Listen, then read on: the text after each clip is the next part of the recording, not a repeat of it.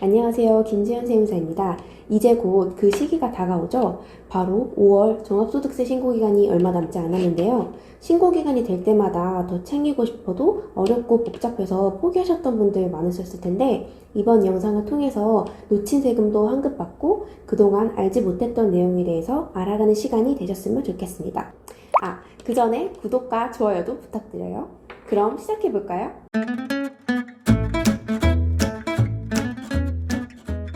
먼저 종합소득세란 무엇인가에 대해서 설명해 볼게요. 소득세 납세 의무자는 개인으로서 개인이 일정 기간 동안 얻은 소득에 대해서 과세하는 국세를 소득세라고 합니다. 소득세법에서 규정하고 있는 과세 대상 소득은 8가지로 구성되어 있는데요. 이 중에서 이자소득, 배당소득, 사업소득, 근로소득, 연금소득, 기타소득 이렇게 6가지 소득을 종합소득이라고 합니다. 이 6가지 소득 중 일부 분리과세되는 소득을 제외한 나머지 소득에 대해서 다음 연도 5월 1일부터 5월 31일까지 기간에 종합소득세 신고를 하게 됩니다. 예를 들어 분리과세 대상에 해당하는 일용 근로소득의 경우 소득을 지급할 때 원천징수로 납세 의무가 종결되기 때문에 종합소득세 신고를 따로 하실 필요가 없습니다. 이번 주제는 종합소득에 포함되는 6가지의 소득 중 사업소득에 대한 것입니다. 사업소득의 계산구조를 살펴보면 총수익금액에서 필요경비를 제외한 금액이 종합소득금액에 포함됩니다. 쉽게 말해서 총수익금액은 벌어들인 돈, 즉 매출액이라고 보시면 되고, 필요경비는 인건비, 임차료, 보험료 등 각종 경비라고 생각하시면 됩니다. 일반적으로 사업소득자에 해당하는 프리랜서의 경우에는 지방소득세를 포함하여 수익금액의 3.3%가 원천징수됩니다. 다만 계속성, 반복성이 없이 일시적 우발적으로 발생하는 소득의 경우에는 기타소득으로 과세되고, 이 경우에는 필요경비 60%를 제외한 금액의 22%를 원천징수합니다. 대표적으로 프리랜서 사업소득자에 포함되는 직군으로는 연예인, 운동선수, 유튜브 편집자, 웹툰 작가, 요가, 필라테스 강사, 헬스 트레이너 등이 포함되는데요. 이 경우 근로자를 고용하지 않고 고정된 사업장이 없이 독립된 자격으로 용역을 공급해야 합니다. 만약 근로자를 계속적으로 고용하거나 고정된 사업장을 두고 인적 용역을 제공한다면 부가가치세법상 과세사업자로 분류되어 일반 사업자로 사업자 등록을 하고 부가가치세 신고도 해야 합니다.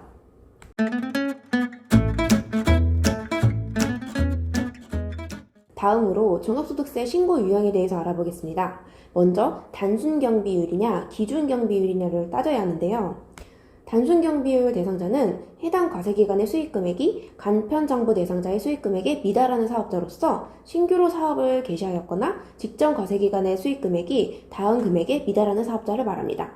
도소매업, 부동산 매매업 등은 6천만원, 제조업, 음식점업, 숙박업, 건설업 등은 3,600만원, 부동산 임대업, 사업서비스업 등은 2,400만원이고 프리랜서분들은 여기에 해당됩니다. 그리고 F유형과 G유형이 여기에 해당되고요. F유형은 단순경비율 대상자로서 납부세액이 발생하는 경우에 해당되고요. G유형은 납부세액이 발생하지 않는 경우에 해당됩니다.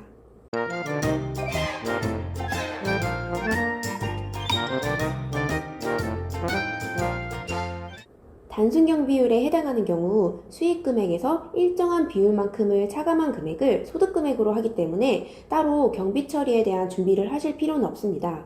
기준경비율 대상자는 간편정보 대상자와 복식부기 의무자로 나뉘게 되는데요. 간편정보 대상자는 해당 과세기간에 신규로 사업을 개시하였거나 직전 과세기간의 수익금액이 다음의 금액에 미달하는 사업자를 말합니다. 도소매업, 부동산 매매업 등은 3억원, 제조업, 음식점업, 숙박업, 건설업 등은 1억 5천만원, 부동산 임대업, 사업서비스업 등은 7,500만원입니다. 그리고 D유형과 E유형이 여기에 해당됩니다. D유형은 간편정보 대상자고요. E유형은 타소득이 있는 단순경비율 대상자를 말합니다.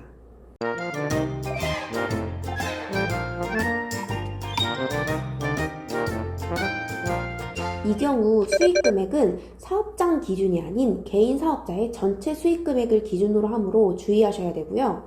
의료업, 수의업 등 의료보건 용역을 제공하는 사업자나 변호사업, 변리사업 등의 전문직 사업자는 신규 사업자 여부나 수익금액에 관계없이 무조건 복식부기 의무자에 해당하므로 이 점도 유의하시기 바랍니다.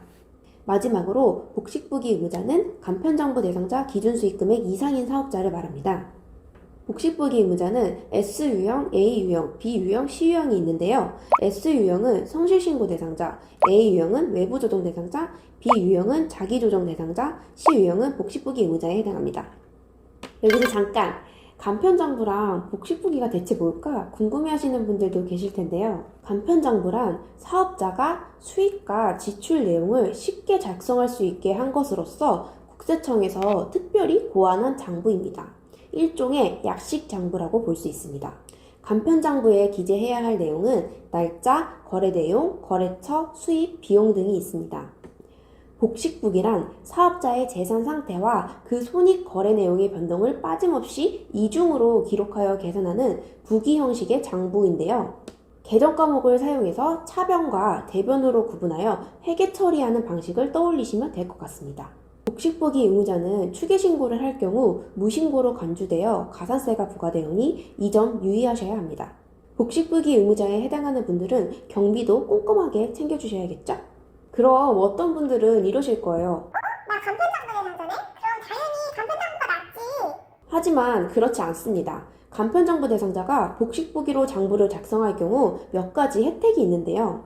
첫 번째로 기장세액공제 20%가 적용됩니다. 간편정부 대상자임에도 불구하고 복식부기로 장부를 작성해서 세금 신고를 하게 되면 안 해도 되는 걸 했기 때문에 기장세액공제를 적용받을 수 있습니다. 그 외에도 이러한 혜택들이 있고요. 첫 번째, 기장세액공제 20%가 적용됩니다. 두 번째, 10년 동안 2월 결손금 공제가 가능합니다. 사업 초반에는 보통 결손이 나는 게 일반적이기 때문에 2월 결손금 제도를 이용하면 유리합니다. 세 번째, 조세특례제한법에 의거하여 각종 세액공제 및 감면을 받을 수 있습니다. 네 번째, 부가가치세 매입매출장 작성 의무 면제가 가능합니다. 이러한 혜택 외에도 복식부기로 장부를 작성하면 대출을 받을 때도 유리하다는 장점이 있습니다.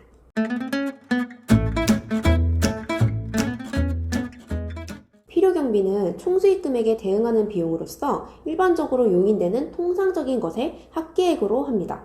보통은 사업과 관련된 지출이 해당된다고 보시면 되는데요. 이 필요경비가 커질수록 소득금액이 줄어들게 되니까 꼼꼼하게 챙기는 게 좋겠죠? 그럼 이제 필요경비로 인정받을 수 있는 항목들을 알아보도록 하겠습니다. 매월 원천세 신고를 한 인건비는 필요경비로 인정되며 사업주에 대한 급여는 필요경비에 산입되지 않습니다. 책상, 의자, 사물함, 컴퓨터, 노트북 등 사업과 관련된 고정자산 구입비도 필요경비로 인정됩니다. 사업장에 대한 임차료는 필요경비로 인정되고요. 임대차 계약서가 구비되어 있어야 합니다. 사업과 관련한 대출에 대한 이자 비용은 경비 처리가 가능합니다. 이 경우 개인이 아닌 사업자로 받은 대출만 해당하며 원금이 아닌 이자 비용만 경비 처리가 가능합니다. 부채 증명원, 이자 상환 내역 증명원 등이 구비되어 있어야 하고요. 참고로 주택 관련 대출에 대한 이자 비용은 경비 처리가 되지 않습니다. 직원의 국민연금, 건강보험료, 장기요양보험료, 고용보험료 중 회사 부담분에 해당하는 부분은 전액 필요경비로 인정됩니다. 직장가입자에 해당하는 사업주의 경우 본인에 대한 건강보험료, 장기요양보험료는 필요경비로 인정되나 국민연금의 경우에는 소득공제로 들어가므로 이 점 유의해 주시면 좋을 것 같고요. 지역가입자에 해당하는 경우로서 사업장이 없는 사업자라도 건강보험료, 장기요양보험료가 필요경비로 인정되고 국민연금은 소득공제로 들어갑니다. 프리랜서인 분들은 여기에 해당되므로 사대보험료도 경비로 인정받으실 수 있습니다. 자동차와 관련된 비용으로는 유류비, 보험료, 감가상각비, 수선비, 자동차세, 통행료, 임차료 등이 있습니다. 이 경우 자동차 등록증과 보험증서 등을 구비해 주셔야 하고요. 자동차 관련 비용은 프리랜서도 경비 인정을 받을 수 있는 항목입니다. 참고로 업무용 승용차의 경우 법인은 부동산 임대업 등 특정 법인에 대하여 한도를 축소하는 규정이 있는데요. 복식부기 의무자인 개인은 부동산 임대업자에 대한 한도 축소 규정이 없으므로 참고해주세요. 사업장에 대한 수도료, 전기료, 도시가스, 관리비 등도 필요경비로 인정됩니다. 사업과 관련한 핸드폰 요금, 인터넷, 전화, 팩스 등도 필요경비로 인정되고요. 통신비 또한 프리랜서가 경비로 인정받을 수 있는 항목에 해당됩니다. 사업자는 경조사비, 개업 축하 선물 등의 비용을 접대비로 인정받을 수 있습니다. 문자나 카톡 캡처본, 청첩장, 부고장 등의 구비 서류가 필요합니다. 회비, 조합비, 기타 수수료 등도 경비로 인정받을 수 있습니다. 프리랜서분들도 경비 처리가 가능한 항목입니다. 이번에는 종합소득세에 대해서 이야기해봤는데요. 종합소득세란 무엇인가부터 신고 유형 그리고 필요경비로 인정받을 수 있는 항목들에 대해서 알아봤습니다. 종합소득세는 이번에 다룬 주제들 말고도 소득공제나 세액공제 등 다양한 공제 항목들이 반영돼서 산출되고 그에 따라서 신고가 이루어지게 됩니다.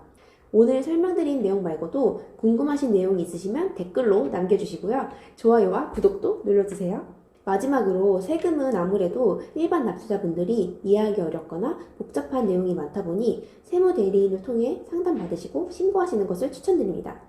지금까지 김수현 세무사였습니다. 안녕! 자세한 상담을 원하신다면 더보기란에 있는 아하커넥트 링크로 접속해서 상담 예약을 남겨주세요.